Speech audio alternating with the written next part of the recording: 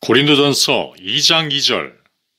내가 너희 중에서 예수 그리스도와 그가 십자가에 못 박히신 것 외에는 아무것도 알지 아니하기로 작정하였음이라.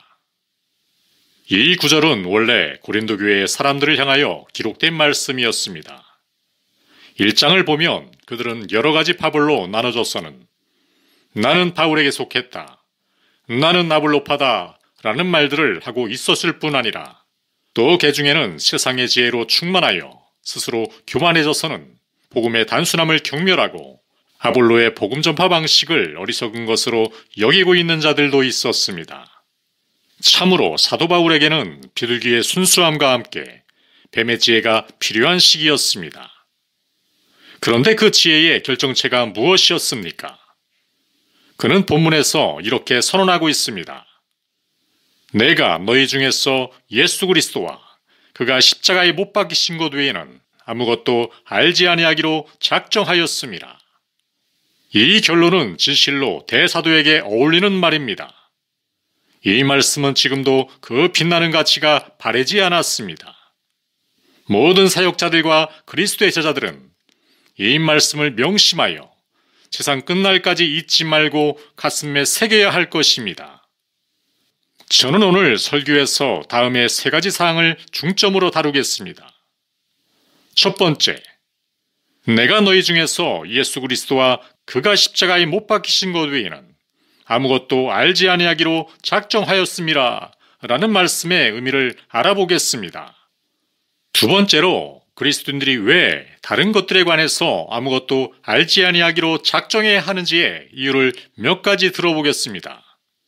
그리고 세 번째로, 이 말씀을 실제적인 삶에 적용시킬 수 있도록 여러분들에게 몇 마디 권고의 말씀을 전하겠습니다. 첫 번째로, 이 말씀의 의미를 살펴보겠습니다. 우리는 예수 그리스도께서 영원하신 하나님의 아들이심을 잘 알고 있습니다. 그분은 예수님으로 또 구주로 불리시는데 그것은 우리를 죄의 능력과 죄악으로부터 구해 주셨기 때문입니다. 그리고 그분은 여호수아처럼 하나님의 자녀들을 이 세상이라는 광야에서 이끌어내어 하늘나라 가나안, 그 약속된 유업의 땅으로 이끌어 가실 것입니다. 그분은 그리스도이십니다. 그리스도는 기름 부음을 받은 자라는 뜻입니다. 그분은 침례를 통하여 우리를 가르치실 선지자로, 속죄를 담당하실 제사장으로, 그리고 우리를 다스리실 왕으로 성령님께 기름 부음을 받으신 것입니다. 그분은 십자가에 못 박히셔서 죽음을 맞이하셨습니다. 우리를 위하여 저주가 되신 것입니다. 그가 저주를 받았음은 신명기 21장 23절에 나무에 달린 자는 하나님께 저주를 받았음이니라 라는 말씀으로 알 수 있습니다. 그분이 고난을 받으신 첫 번째 이유는 우리가 아담 안에서 타락했기 때문입니다. 우리는 아담 안에서 죽어 있었습니다. 이는 하나님께서 직접 선언하신 선고의 결과입니다. 그의 죄는 우리 모두에게 전가되었습니다. 하나님께서 세상을 말씀으로 창조하시고 그분의 신성한 형상을 따라 창조된 인간에게 생명의 호흡을 불어넣으셔서 에덴 동산의 주인으로 세우셨을 때 하나님은 그 모든 일을 두고 그것이 좋았더라 라고 말씀하셨습니다. 그리고 하나님께서는 선악을 알게 하는 나무의 열매는 먹지 말라, 내가 먹는 날에는 반드시 죽으리라 라고만 말씀하셨을 뿐 인간들이 자기 의지대로 금지된 열매를 먹으려고 했을 때 억지로 말리지는 않으셨습니다. 이 사건으로 말미암아 아담과 그의 후손들은 모두 하나님의 진노 아래에 놓이게 되었고 영적으로는 죽은 상태가 되었습니다. 그러나 그분은 엄정하시면서 동시에 자비로운 분이십니다. 인간들에게 유죄 판결을 내리시자마자 보십시오, 그들에게 구주를 계시해 주십니다. 이 여자의 시인 말입니다. 그분은 때가 되면 이 땅에 오셔서 인간이 지은 죄를 대신하여 죽으심으로 또 율법에 명시된 법들을 모두 준수하심으로 우리가 범한 율법을 완성하고 영원한 의를 이루실 것이었습니다. 그리고 우리에게 새로운 삶의 법칙을 주셔서 마귀의 능력을 분쇄하고 그를 통하여 인간이 처음 지원받았던 그때보다 더 나은 상태로 회복하게 될 길을 열어주셨습니다. 하나님께서 육신으로 나타나셨음을 의미하는 경건의 신비는 분명 성경적인 계시입니다. 이 세상에 신에 의해 눈이 가리워진 사람이 아니라면 누구라도 즉각 동의할 수밖에 없는 말씀인 것입니다. 자, 우리 스스로의 마음을 응시하면서 자기 자신에게 질문을 하나 던져봅시다. 우리가 우리 자녀들을 손수 창조한다면 우리는 우리 속에 있는 꼭 그만큼의 선과 악을 그들에게 물려주지 않겠습니까? 하나님 안에 선하심밖에 없다면 그분은 처음 인간을 지으실 때 지금 우리 안에 있는 죄악된 모습이나 오염된 것들을 집어넣지 않으셨을 것이 분명합니다. 인간이 그분의 형상을 따라 창조되었다면 그분은 오직 자신처럼 완벽하고 온전하며 부족한 것이 전혀 없는 존재로 만들었을 것임이 당연합니다. 그렇다면 지금 인간은 창조주의 손으로 빚어진 것이 아닙니다. 마귀와 짐승을 혼합하여 놓은 듯한 이 벌거벗고 눈멀고 가련한 존재를 만들어 놓으셨을 리가 없습니다. 즉, 인간은 분명 원래의 모습에서 타락한 것입니다. 인간은 타락으로 말미암아 하나님의 선하심과 의로우심에 적합하지 않게 되었고 그리하여 인류 전체는 그에 대한 응벌을 받게 되었습니다. 인간이 이 세상으로 혼란과 무질서를 가지고 들어온 것에 대한 응징이었습니다. 그리고 아직 태어나지도 않은 이들도, 그래서 죄를 지을 기회조차 없는 이들도 이 죄를 전가받게 되었습니다. 마치 샘에서 물이 흘러나와 온 땅을 덮듯이 처음에 그 죄악들이 온 인류를 뒤덮은 것입니다. 아담 안에서 타락했다는 이 교리가 이 세상의 현명한 사람들에게는 어리석은 말로 치부됩니다. 저도 다 알고 있습니다. 그들은 말합니다. 무고한 인간들에게 죄를 전가시키다니 이게 말이 됩니까? 하나님이 정말 선하신 분이 맞는 겁니까? 그렇지만 누가 이 일을 가지고 하나님께서 틀렸다고 증명해낸 사람이 있습니까? 우리의 작은 머리로는 도저히 이해할 수 없는 일을 가지고 굳이 논쟁할 필요는 없습니다. 하나님께서 그렇게 해놓으신 거라면 잠자코 받아들일 수밖에 없다는 말입니다. 그 일이 합당해 보이든 그렇지 않든 간에 말입니다. 그러나 이 문제는 앞서 말씀드린 한마디 말로 깨끗이 마무리될 수 있습니다. 인류에게 죄가 전가되기 전에 예수 그리스도가 계시되었다는 사실입니다. 죄를 전가시킨 그 하나님께서 성령으로 잉태되어 육신을 입고 이 땅에 오셨습니다. 이분이 바로 그리스도시며 그분은 인간의 원죄하는 무관한 분이셨습니다. 그리스도께서는 동정녀 마리아에게서 태어난 여자의 씨였습니다. 그리스도께서는 이방인 치리자인 본디오 빌라도에게 고난을 받으실 것과 그분이 어떠한 죽음으로 죽으실지에 관해 예언되어 있던 선지자들의 예언을 모두 이루셨습니다. 예수님께서는 연약한 가운데서 처형을 당하셨지만 능력으로 부활하신 임마누엘, 우리와 함께 하시는 하나님이셨습니다. 우리는 그분을 믿고 또 전파하고 있으며 사도 바울은 본문에서 오직 그분만을 알기로 했다고 고백하고 있습니다. 그런데 본문에 나오는 알다 라는 단어를 그저 역사적인 지식을 취하였다는 의미로 받아들여서는 안 됩니다. 예수님께서 대적들에 의해서 예루살렘에서 십자가에 못 박혔다라는 정도로만 알고 있다면 그건 카이사르가 로마에서 그의 친구들에 의해 참형을 당했다는 사실을 알고 있는 것과 별로 다를 게 없습니다. 본문에서 그분을 안다라는 것은 그분을 인정한다 혹은 받아들인다라는 뜻입니다. 그리스도께서 마태복음 25장 12절에서 진실로 너희에게 이르노니 내가 너희를 알지 못하노라 라고 하셨을 때에 알다와 그 의미가 같은 것입니다. 내가 너희를 알지 못하노라 라는 말씀은 그들을 인정하지 못하겠다라는 의미를 담고 있습니다. 본문에서 그분을 안다 라고 함은 그분과 그분에 관련된 모든 것을 받아들인다는 뜻입니다. 즉, 그분을 우리의 선지자로, 대제사장으로, 또 왕으로 받아들이고 우리의 자아를 포기하고 그분의 뜻을 따르며 구원을 얻고 더불어 그분에 의하여 다스림을 받는 것을 말합니다. 즉, 그분의 십자가형에 대한 실질적인 지식을 얻어야 합니다. 그리하여 그 능력을 힘입어 우리 스스로를 세상에 대하여 못 박아야 합니다. 바울이 빌립보인들에게 보낸 서신에서 말했던 것처럼 말입니다. 빌립보서 3장 8절. 또한 모든 것을 해로 여김은 내 주 그리스도 예수를 아는 지식이 가장 고상하기 때문이라. 내가 그를 위하여 모든 것을 잃어버리고 배설물로 여김은 그리스도를 얻고.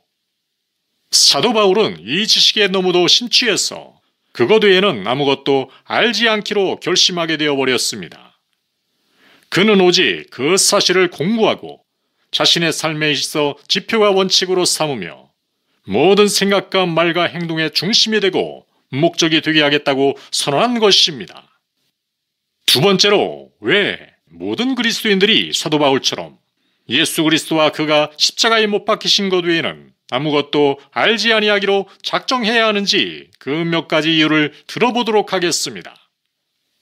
첫째, 이 지식이 없으면 우리는 하나님께 받아들여질 수 없기 때문입니다. 하나님께서 보내신 예수 그리스도를 아는 것만이 곧 영생입니다. 이것 외에는 영생을 얻을 수 있는 길이 전혀 없습니다.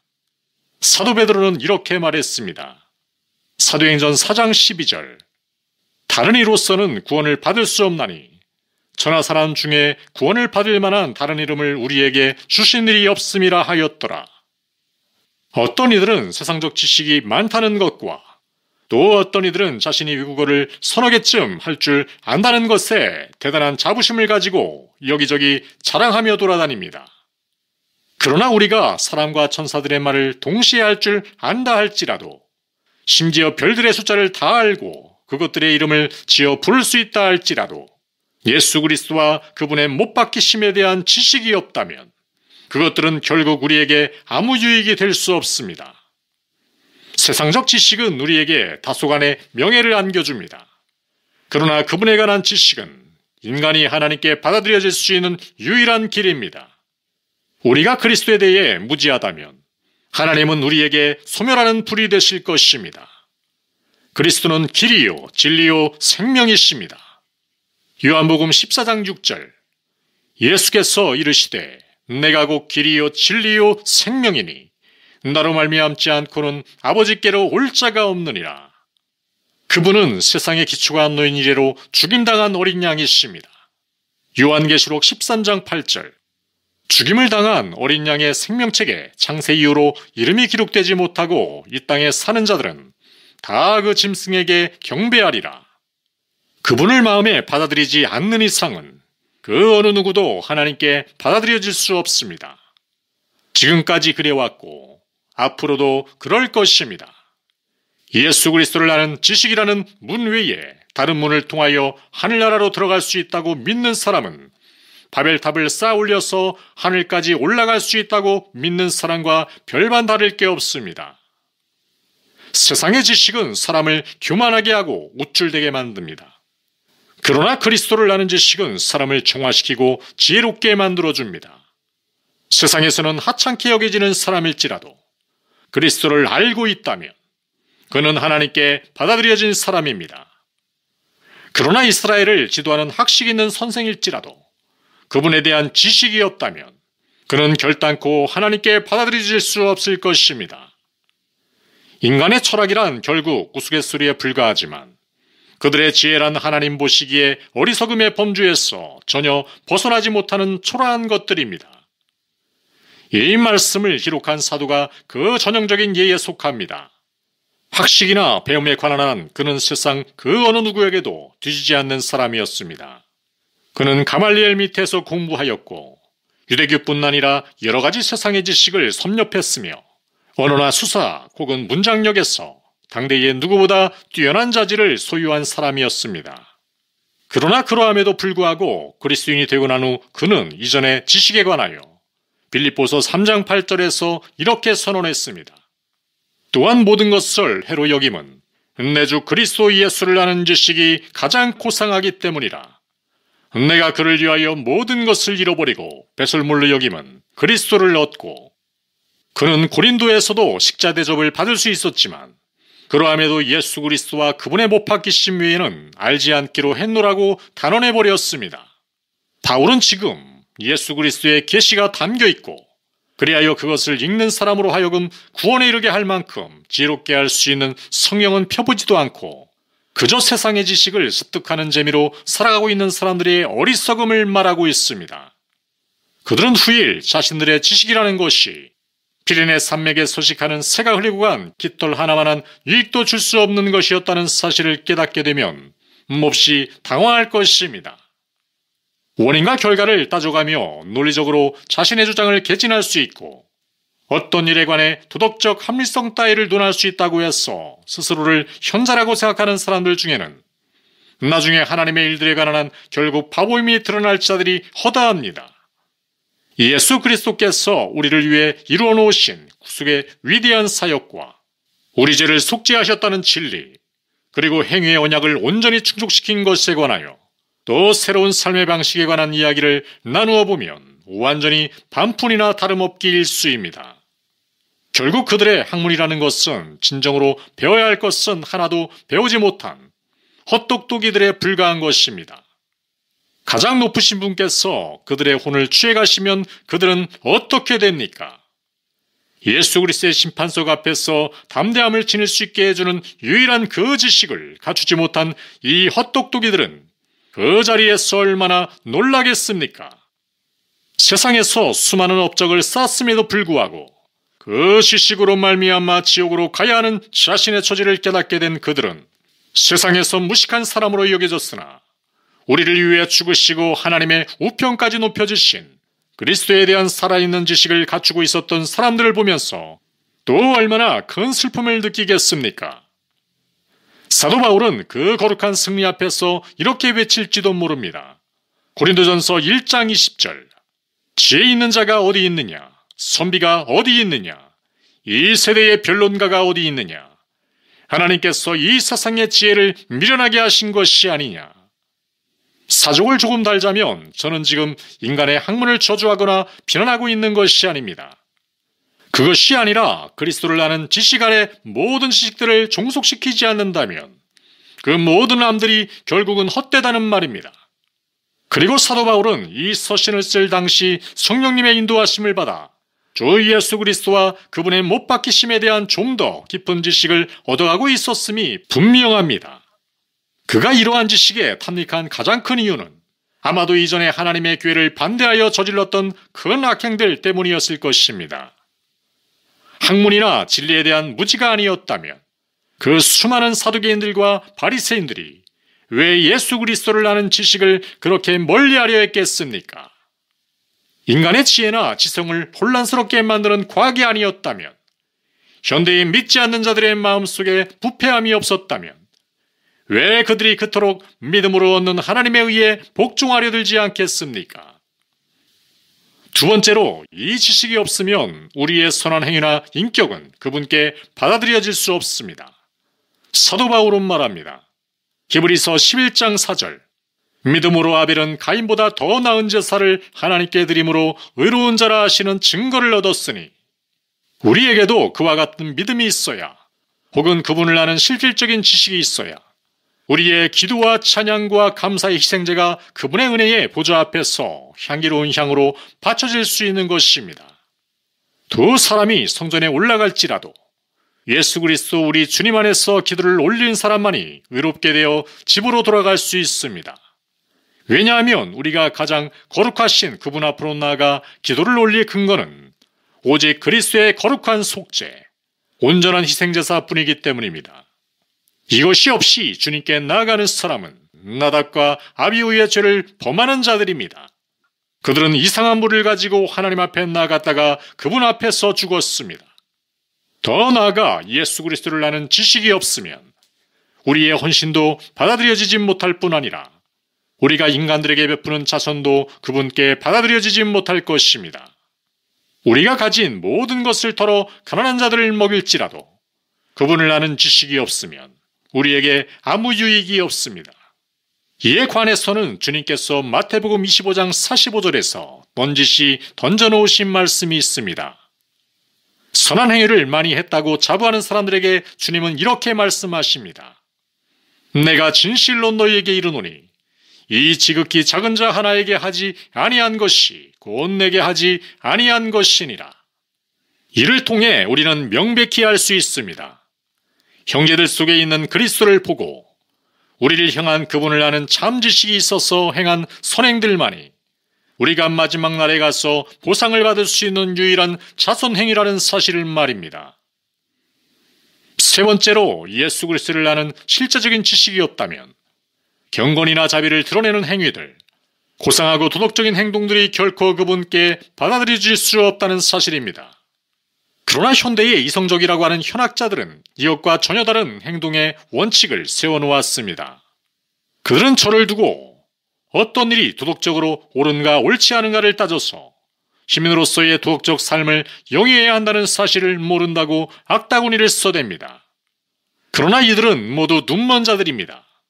볼 수 있는 척해도 기실 그들은 소경들입니다. 그들은 자기들 나름대로의 의를 정해놓고 살면서 그리스도 예수를 믿는 믿음을 통하여 얻는 하나님의 의에는 완전히 무지한 것입니다. 물론 자비는 우리 신앙의 한 부분입니다.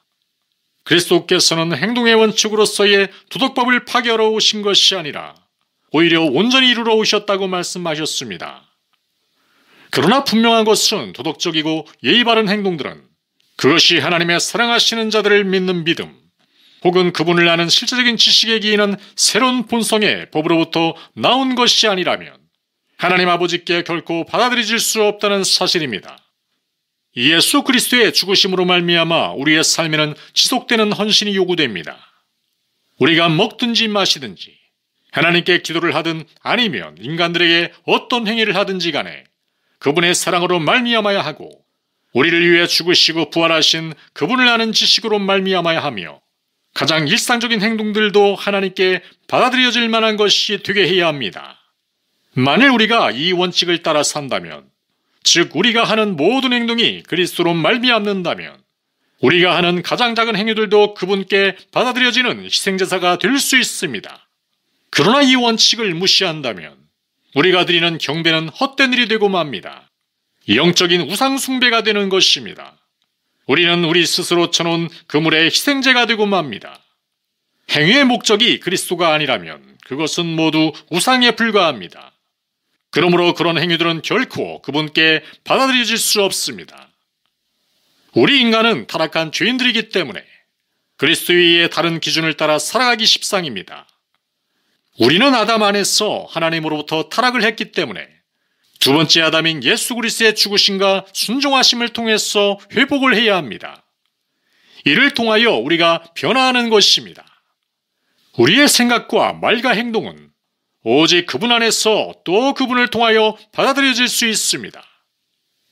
세 번째이자 마지막으로 우리 행위에 대하여 사도가 내린 최종적인 결론을 여러분들도 기꺼이 받아들이고 따르라는 촉구를 하도록 하겠습니다. 여러분들도 사도 바울처럼 마음속으로 이렇게 맹세하십시오. 내가 너희 중에서 예수 그리스도와 그가 십자가에 못 박히신 것 외에는 아무것도 알지 아니하기로 작정하였음이라. 여러분, 저는 여러분에게 그렇게 하겠다는 결정을 내리라고 말씀드렸습니다. 우선 가만히 앉아서 이리저리 따져보고 난 뒤 이 지식이 다른 어떤 지식보다 월등히 뛰어나고 공부해볼 가치가 있다는 판단이 들면 그때 이 지식을 공부의 가장 우선순위에 두고 유일한 목적으로 삼으며 또 진정 알아야 할 한 가지 사실로 시인하십시오.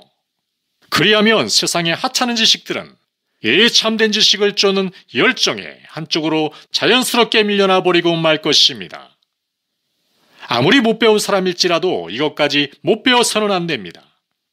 여러분이 만약 그리스도와 그분의 십자가를 아는 지식이 있다면 다른 건 하나도 몰라도 여러분은 행복해질 수 있는 조건을 100% 갖춘 것으로 봐야 합니다. 그러나 이 지식이 없다면 다른 지식이 아무리 많아도 여러분은 결국 이 영원한 비극을 맞이하게 될 뿐입니다. 그러므로 여러분이 이 결정을 공언하고 실행에 옮길 때 친구들이 업신여길지라도 괴념치 마시기 바랍니다. 우리의 주님께서는 우리에 앞서서 그런 모욕을 이미 감내하셨습니다. 예수 그리스도와 그분의 십자가를 가장 우선순위에 두겠다는 결심은 정도의 차이가 있겠지만 필연적으로 박해를 불러오기 마련입니다. 그리고 박해는 우리의 마음속에 있는 것들을 증명할 기회이므로 우리에게 꼭 필요한 것들 중에 하나이기도 합니다. 우리는 그것을 통하여 우리 자신이 신실한 그리스도의 군사인지 아닌지 스스로를 가늠해 볼 수 있습니다. 그러므로 사람들 앞에서 우리의 복된 주님을 담대히 시인함으로 이 완악하고 비뚤어진 세대에 태양처럼 밝은 빛을 발해야 하지 않겠습니까? 주님을 멀리서 따르는데 만족해서는 안 됩니다. 우리는 말이나 행동에 있어서 늘 그분의 제자임을 드러내고 실로 예수 그리스도와 그가 십자가에 못 박히신 것 외에는 아무것도 알지 아니하기로 작정하였음을 선언해야 합니다.